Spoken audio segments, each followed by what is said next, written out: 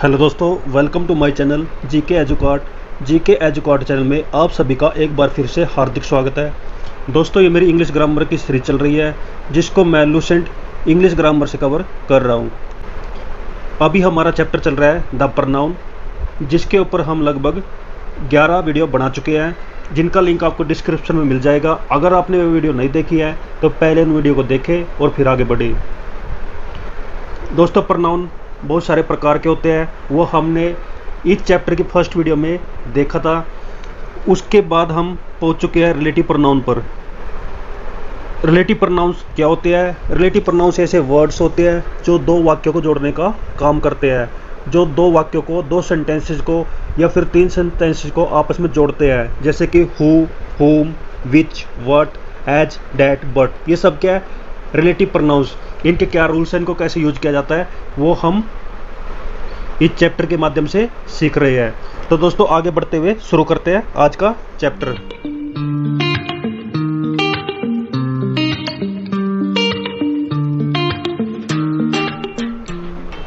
दोस्तों, rule number 15, जिसमें बताया गया कि किसी सेंटेंस के अंदर अगर वर्ब की फॉर्म स्पष्ट रहती है, वर्ब की फॉर्म आपको पता चल जाती है, तो वहाँ पर हम क्या यूज करेंगे? द सेम प्लस नाउन के साथ डेट का यूज करेंगे। द सेम प्लस नाउन के साथ किसका यूज करेंगे? डेट का यूज करेंगे। जबकि अगर आपको स्पष्ट नहीं होती, वर्ब की फॉर्म स्पष्ट नहीं होती, वर्ब की फॉर्म का आपको सेंटेंस के अंदर पता नहीं चलता, तब आप द सेम प्लस नाउन के साथ एज का प्रयोग करेंगे। किसका? एज का। अगर वर्ब स्पष्ट है तो किसका यूज करेंगे? डेट का। अगर वर्ब स्पष्ट नहीं है तो एज का यूज करेंगे। कब? जब वाक्य के अंदर क्या दिया गया हो? The same plus noun. कैसे? एग्जाम्पल से समझते हैं। जैसे फर्स्ट है, this is the same man that deceive me. यहाँ पे डिसीव मी यानी कि डिसीव वर्ब की फॉर्म का यूज हुआ है, इसलिए यहाँ पर हम द सेम प्लस नाउन के साथ किसका यूज करेंगे? डेट का। नेक्स्ट है, this is the same man as deceived me. As का कब प्रयोग करेंगे? जब हमें वर्ब की फॉर्म स्पष्ट नहीं होगी, लेकिन यहाँ पे डिसीव्ड क्या दिया गया है? वर्ब की फॉर्म। जैसे नेक्स्ट है, this is the same pen as mine. तो माइन तक वाक्य खत्म हो जाता है, यहाँ पर वर्ब की फॉर्म स्पष्ट नहीं होती है, जबकि यहाँ पर इज होना चाहिए, लेकिन ये अंडरस्टूड है लेकिन दिया गया नहीं है। तब हम किसका यूज करेंगे? एज का, क्योंकि यहाँ पे वर्ब स्पष्ट नहीं है, वर्ब की फॉर्म स्पष्ट नहीं है। तो this is the same pen that mine, इस तरह से डेट का यूज नहीं होगा। नेक्स्ट दोस्तों, यहाँ पर कुछ नोट्स दिए गए हैं, जिसमें फर्स्ट आ जाता है, अगर वाक्य के अंदर आपको मिल जाता है द सेम एज खाली ये लिखा मिलता है, तो उसका मीनिंग निकलता है ऑफ द सेम काइंड, यानी एक समान प्रकार का। अगर आपको वाक्य के अंदर मिलता है द सेम, उसके बाद कोई वर्ड्स आएगा, उसके बाद डेट का प्रयोग होगा, उसका मीनिंग निकलता है ऑन द सेम, यानी कि एक ही प्रकार का। जैसे फर्स्ट एग्जाम्पल है, this is not the same as that. तो यहाँ पे द सेम एज यूज हुआ है, जिसका मीनिंग निकलता है एक समान प्रकार का। नेक्स्ट है, I played with the same bat that you did. तो यहाँ पे द सेम, उसके बाद बैट का यूज हुआ है, उसके बाद डेट का प्रयोग किया है। ऐसा आने से, द सेम डेट के बीच में वर्ड्स का यूज होने से इसका मीनिंग निकलता है one and the same. Next है, सच के बाद रिलेटिव प्रोनाउन एज का प्रयोग किया जाता है। अगर वाक्य के अंदर सच का प्रयोग हुआ है तो उसके साथ हम एज का प्रयोग कर सकते हैं। जैसे he is such a man as I honour. तो यहाँ पे सच के साथ किसका यूज हुआ? एज का। नेक्स्ट है, these mangoes are not such as I bought yesterday. तो यहाँ सच के साथ और कंटिन्यूस एज का प्रयोग किया है। तो इस प्रकार से हम सच के साथ एज का प्रयोग कर सकते हैं। नेक्स्ट आ जाता है, यदि एज के बाद एडजेक्टिव का प्रयोग हो तो इसके बाद रिलेटिव प्रोनाउन के रूप में एज का प्रयोग किया जाता है। एज के बाद क्या लगा होगा? एडजेक्टिव। उसके बाद फिर रिलेटिव प्रोनाउन के रूप में एज का प्रयोग करेंगे। किस कंडीशन में? एज के बाद अगर एडजेक्टिव लगा हो। जो फर्स्ट एज होगा वो एडवर्ब का काम करेगा और सेकंड रिलेटिव प्रोनाउन का। जैसे I collected as many specimens as I could find. तो यहाँ पर आप चेक कर सकते हैं एज के बाद किसका प्रयोग हुआ है? एडजेक्टिव मैनी का। उसके बाद रिलेटिव प्रोनाउन एज का प्रयोग किया है। तो फर्स्ट एज जो है वो एडवर्ब का काम करेगा और सेकंड एज रिलेटिव प्रोनाउन का काम करेगा। किस कंडीशन में? जब एज के बाद क्या लगाओ? एडजेक्टिव। और एडजेक्टिव क्या होते हैं? जो नाउन की विशेषता बताते हैं, जैसे मैनी स्पेसिमेंस। तो नेक्स्ट आता है रूल नंबर 16, जिसमें बताया गया है कि इट के बाद वर्ब की फॉर्म, उसके बाद प्रॉपर नाउन का प्रयोग किया जाता है। तो रिलेटिव प्रोनाउन हु और उम का प्रयोग इनके साथ किया जाएगा, लेकिन इसके साथ हम डेट का प्रयोग भी कर सकते हैं, लेकिन डेट को हु उम की बजाय ज़्यादा बेटर बताया है। कैसे? It is the Mukesh who teaches my children, it is the Mukesh that teaches my children. तो आप चेक कर सकते हैं यहाँ पे हो का प्रयोग भी किया है और डैट का प्रयोग भी किया है, यानी इट के बाद वर्ब की फॉर्म का प्रयोग है, उसके बाद प्रॉपर नाउन यहाँ पर यूज हुई है, तो उसके बाद हम हो का भी प्रयोग कर सकते हैं और डैट का भी प्रयोग कर सकते हैं। नेक्स्ट है रूल नंबर 17, जिसमें बताया गया कि इट के बाद वर्ब की फॉर्म आ जाती है। वर्ब की फॉर्म कौन सी? जो बी की फॉर्म में हो। बी जो होती है वो 3 प्रकार की फॉर्म में बनता है, इज, एम, और उसके बाद क्या लगाओ? अदर नाउन, प्रॉपर नाउन को छोड़ के किसी और नाउन का प्रयोग किया है, तब हम रिलेटिव प्रोनाउन के रूप में सिर्फ डैट का प्रयोग करेंगे, हु का प्रयोग नहीं करेंगे। जैसे इट इज़ मिल्क, तो इट के बाद इज का प्रयोग है जो वर्ब की बी फॉर्म में है, और उसके बाद मिल्क अदर नाउन के रूप में यूज हुआ है, इसलिए इसके बाद हम डैट का प्रयोग करेंगे, ना हम हो का प्रयोग करेंगे, ना हम हुम का प्रयोग करेंगे और ना ही विच का। नेक्स्ट है रूल नंबर 18, जिसमें बताया गया है कि इट के बाद वर्ब की फॉर्म का प्रयोग है, उसके बाद प्रोनाउन का प्रयोग किया गया है। किसका? प्रोनाउन का। तो उसके बाद हम रिलेटिव प्रोनाउन के रूप में डैट का प्रयोग भी कर सकते हैं और हो का प्रयोग भी कर सकते हैं। कैसे? He, it is he that has said so, it is he who has said so. तो यहाँ पे इट के बाद इज का प्रयोग है, उसके बाद प्रोनाउन का प्रयोग है, और प्रोनाउन के बाद हम डैट का प्रयोग कर सकते हैं और हो का प्रयोग कर सकते हैं, जिसमें ये स्ट्रक्चर बनता है। कौन सा स्ट्रक्चर? इट प्लस वर्ब की फॉर्म प्लस प्रोनाउन। नेक्स्ट है रूल नंबर 19, जिसमें बताया गया है कि प्रीपोजिशन के बाद विच और होम का प्रयोग किया जाता है। प्रीपोजिशन के बाद किसका प्रयोग किया जाता है? होम का या फिर विच का। जैसे फर्स्ट एग्जांपल है, this is the students to whom I have taught English, I have taught English. Next है, this is the hotel in which I stayed. तो यहाँ पे प्रीपोजिशन टू और इन है, जिनके बाद हम होम का प्रयोग कर सकते हैं, विच का प्रयोग कर सकते हैं,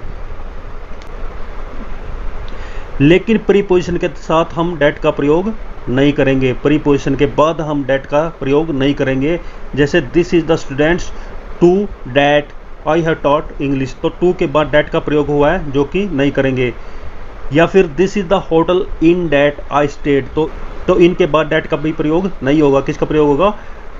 इन विच का प्रयोग करेंगे, ना कि डैट का। सेकंड में यहाँ पर बताया गया है कि ऊपर दिए गए सेंटेंसेस का प्रयोग हम इस प्रकार से भी कर सकते हैं। कैसे? This is the student to whom I have taught English, तो यहाँ पे टू के बाद होम का प्रयोग कर सकते हैं, जैसे ऊपर हमने देखा था डैट का प्रयोग किया था। नेक्स्ट है, this is the students whom I have taught English to, तो हम होम के साथ भी, होम से पहले हम टू का प्रयोग कर सकते हैं और लास्ट में भी हम टू का प्रयोग कर सकते हैं। This is the student that I have taught English to, अगर डैट हम लगा देते हैं तब हम डैट से पहले टू का प्रयोग नहीं करेंगे, बल्कि हम टू को लास्ट में यूज कर सकते हैं। टू को हम होम और डैट के साथ लास्ट में यूज कर सकते हैं, लेकिन साथ में हम होम और केवल विच के साथ यूज करेंगे।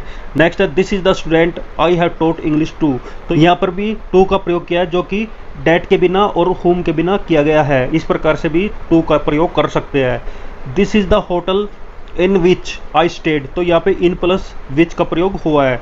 नेक्स्ट है, this is the hotel which I stayed in, तो यहाँ पे इन का प्रयोग पहले ना करके लास्ट में भी हम कर सकते हैं, और जब हम लास्ट में कर सकते हैं तो हम विच की जगह डैट का भी प्रयोग कर सकते हैं। नेक्स्ट है दोस्तों, जिसमें बताया गया है कि ऊपर जो हम सेंटेंस पढ़ कर आए हैं उससे यह भी स्पष्ट हो जाता है कि प्रीपोजिशन अगर हम वर्ब की फॉर्म के बाद रखते हैं तो उसके बाद हम होम, विच और डैट का प्रयोग कर भी सकते हैं और नहीं भी कर सकते। जो ऊपर के सेंटेंस उनको पढ़िए, उनमें यही बताया गया है कि प्रीपोजिशन के बाद, वर्ब की फॉर्म के बाद प्रीपोजिशन को दिया है, तो उसके बाद हम होम, विच और डैट का प्रयोग कर सकते हैं और नहीं भी कर सकते हैं, लेकिन डैट का तो प्रयोग बिल्कुल नहीं होगा, होम और विच का प्रयोग हो सकता है। नेक्स्ट है, डैट का पॉजेसिव नहीं होता, न ही हम इसको प्रीपोजिशन से पहले यूज करेंगे, ये हमने ऊपर के वाक्य में सीखा है। नेक्स्ट है दोस्तों रूल नंबर 20, जिसमें बताया गया है कि द के बाद कंपैरेटिव वर्ड्स का यूज होता है, उसके बाद सब्जेक्ट का, फिर वर्ब की फॉर्म का यूज होता है, फिर आपको कोमा लगा मिलेगा, उसके बाद फिर द का प्रयोग, फिर कंपैरेटिव वर्ड्स का प्रयोग, फिर उसके बाद सब्जेक्ट, उसके बाद वर्ब की फॉर्म, और उसके बाद क्या मिल जाता है? Full stop. तो इस तरह का स्ट्रक्चर आपको सेंटेंस के अंदर मिलता है, तो वहाँ पर हम डैट का प्रयोग नहीं करेंगे।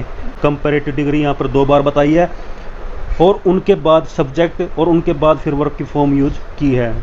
नेक्स्ट है, the more we get the more that we want, तो यहाँ पे द मोर द के बाद किसका प्रयोग है, कंपैरेटिव डिग्री मोर का, उसके बाद डेट का प्रयोग नहीं होगा। ना ही हम डेट का प्रयोग उसके बाद करेंगे, ना ही हम दोनों साइड में डेट का यूज करेंगे। हम सिंपल लिखेंगे the more we get the more we want. इससे यह स्पष्ट भी हो जाता है कि रिलेटिव प्रोनाउन डेट का जब किसी एंटीसीडेंट्स को रेफर नहीं करता तो उसका प्रयोग नहीं होता, यानी डेट से हमें किसी नाउन का पता नहीं चलता तो हम डेट का प्रयोग नहीं करेंगे। जैसे the sooner that we start the sooner we shall arrive. The sooner के साथ यहाँ पे कोई एंटीसीडेंट्स यानी किसी नाउन का प्रयोग नहीं है तो हम यहाँ पे डेट का प्रयोग नहीं करेंगे, हम डायरेक्ट यूज करेंगे the sooner we start the sooner we shall arrive. वैसे the older we get the wiser we become. तो इस प्रकार से भी हम डेट का प्रयोग नहीं करेंगे जब एंटीसीडेंट्स यानी प्रोनाउन के लिए जो नाउन यूज होता है उसका यूज नहीं किया है। नेक्स्ट है रूल नंबर 21, जिसमें बताया गया है कि सच के बाद ए और एन का प्रयोग किया है, उसके बाद नाउन का प्रयोग किया है, या फिर सच के साथ ए एन का यूज करके उसके बाद एडजेक्टिव और फिर नाउन का प्रयोग किया है। इस प्रकार से अगर वाक्य के अंदर स्ट्रक्चर यूज होता है तो उसके में हम एज का प्रयोग करेंगे, डेट विच हु होम का प्रयोग नहीं होगा। जैसे she is not such a beautiful girl as he expected. तो यहाँ पे सच के साथ किसका प्रयोग हुआ है, ए ब्यूटीफुल गर्ल यानी ए प्लस नाउन का, और यहाँ एडजेक्टिव ब्यूटीफुल का भी यूज हुआ है, इसलिए यहाँ पर हम किसका यूज करेंगे, एज का। She is not such beautiful girl that which whom और हु, इनमें से किसी का प्रयोग नहीं करेंगे, किसका प्रयोग करेंगे, एज का। He asked as many questions as he could. तो यहाँ पर आप देख सकते हैं यहाँ पे सेंटेंस कुछ अलग फॉर्म में दिया है जो कि ऊपर दिए गए रूल से मैच नहीं करता, तो इस प्रकार से हम दो एज का प्रयोग करेंगे जो हम पहले पढ़ चुके हैं। नेक्स्ट है दोस्तों रूल नंबर 22, जिसमें बताया गया है कि अगर सेंटेंस के अंदर पर्सनल प्रोनाउंस का यूज किया जाता है, जैसे कि आई, मी, इट, हिम, हर, देम, ये सब क्या है, पर्सनल प्रोनाउंस है। इनके बदले हम द सेम का प्रयोग नहीं करेंगे, द सेम वर्ड का प्रयोग नहीं करेंगे। जैसे I gave her a pen and she gave it to Veena, और नेक्स्ट है I gave her a pen she gave it the same to Meena. तो यहाँ पर हमने इट का प्रयोग किया है और सेकंड में हमने द सेम का प्रयोग किया है, जबकि इसमें किसका प्रयोग किया जाएगा, इट का, द सेम का प्रयोग नहीं होगा। नेक्स्ट है रूल नंबर 23, रिलेटिव प्रोनाउन के रूप में हम बट का प्रयोग किस प्रकार से कर सकते हैं। जब हम रिलेटिव प्रोनाउन बट का प्रयोग करते हैं तो उसका अर्थ निकलता है जो नहीं, यानी हु नॉट, जिसने नहीं, विच नॉट। इस केस में बट का प्रयोग नेगेटिव वर्ड के बाद यूज किया जाता है। नेगेटिव वर्ड्स कौन से होते हैं, जिसमें नो, नोट यानी नहीं के रूप में हम वर्ड्स यूज करते हैं। जैसे there was nothing but was breakable, तो यहाँ पे नथिंग का प्रयोग हुआ है जो कि एक नथिंग क्या है, नेगेटिव वर्ड। तो इसके बाद हम बट का प्रयोग करेंगे जो जिसका मीनिंग निकलता है जो नहीं है। नेक्स्ट है आगे यहाँ पर बताया गया है बट वाज द ब्रेकेबल का अर्थ जो है विच वाज नॉट ब्रेकेबल के रूप में होता है। बट वाज नॉट ब्रेकेबल का मतलब है विच वाज नॉट ब्रेकेबल, यानी जिसको नहीं तोड़ा जा सके। There was no one but saw him, तो नो वन भी क्या दर्शाता है, एक नेगेटिव वर्ड। इसके बाद जो बट यूज हुआ है उसका मीनिंग निकलता है बट शामी, यानी कि कोई नहीं था जिसने मुझे नहीं देखा। नेक्स्ट है रूल नंबर 24, जिसमें बताया गया है कि रिलेटिव प्रोनाउन के रूप में हम वट का प्रयोग कर सकते हैं, और वट का क्या मीनिंग निकलता है। वट का यहाँ पर सिंगुलर और प्लूरल फॉर्म में दो तरह से हम मीनिंग निकाल सकते हैं। सिंगुलर में अगर यूज करते हैं तो उसका अर्थ होता है द थिंग विच। वट का मतलब द थिंग विच, जिस वस्तु का प्रयोग सेंटेंस के अंदर किया गया है, जिस वस्तु के बारे में बताया गया है उसके बारे में बताता है वट। उस वस्तु को रिपीट करने के लिए हम किसका यूज करते हैं, वट, और जिसका मीनिंग निकलता है द थिंग विच या फिर डेट विच। और प्लूरल फॉर्म में इसका अर्थ निकलता है द थिंग्स विच या फिर दोज विच। जैसे एग्जाम्पल है वट यू से इज फॉल्स, जो तुमने कहा वह झूठ है, असत्य है। तो वट का अर्थ निकलता है द थिंग विच या फिर डेट विच, यानी जो चीज़ तुमने बताई है। You can eat what you like, तुम खा सकते हो जो तुम्हें पसंद है। तो वट का अर्थ क्या निकलता है, द थिंग्स विच या फिर दोज विच, या फिर प्लूरल फॉर्म में वट का मीनिंग निकलता है। नेक्स्ट आता है रूल नंबर 25, वट का प्रयोग हम एंटीसीडेंट्स के लिए नहीं करते, क्योंकि वट का मीनिंग निकलता है द थिंग विच या फिर द थिंग्स विच, जो कि इन अर्थ को प्रेजेंट करता है। जो ये मीनिंग है इन वर्ड्स को प्रेजेंट करता है, बताता है, सेंटेंस के अंदर मीनिंग दिखाता है। जैसे he has given me the pen what I needed, और सेकेंड है he has given me the pen which that I needed. तो वट का प्रयोग हम यहाँ पे नहीं करेंगे, किसका प्रयोग करेंगे, विच या फिर डेट का। नेक्स्ट है she can take my book what she like, और सेकेंड है she can take any book that she likes. तो वट का प्रयोग हम एंटीसीडेंट्स के रूप में नहीं करेंगे, किसका यूज करेंगे, डेट का। ऊपर दिए गए सेंटेंस में द पेन और एनी बुक का प्रयोग एंटीसीडेंट्स के रूप में हुआ है। इनके लिए रिलेटिव प्रोनाउन वट का प्रयोग किया गया है, जो कि गलत है, जो कि फर्स्ट और थर्ड में बताया गया है, दोनों क्या है, गलत है। जरूरत के मुताबिक हम इनके साथ किसका प्रयोग कर सकते हैं, विच और डेट का। तो दोस्तों ये थी आज की वीडियो, इसको यहीं पर ख़त्म करते हैं। आज टाइम कम है, इसलिए इसके बाकी के बचे रूल्स हम नेक्स्ट वीडियो में कवर करेंगे। दोस्तों आज की वीडियो अच्छी लगी है तो वीडियो को जरूर लाइक करें, शेयर करें, और जिसने मेरा चैनल अभी तक सब्सक्राइब नहीं किया है चैनल को सब्सक्राइब करें। तो थैंक यू दोस्तों, हंसते रहिए, मुस्कुराते रहिए, अच्छे से पढ़ाई करिए, बेस्ट ऑफ लक सभी को। थैंक यू, जय हिंद, जय भारत, वंदे मातरम।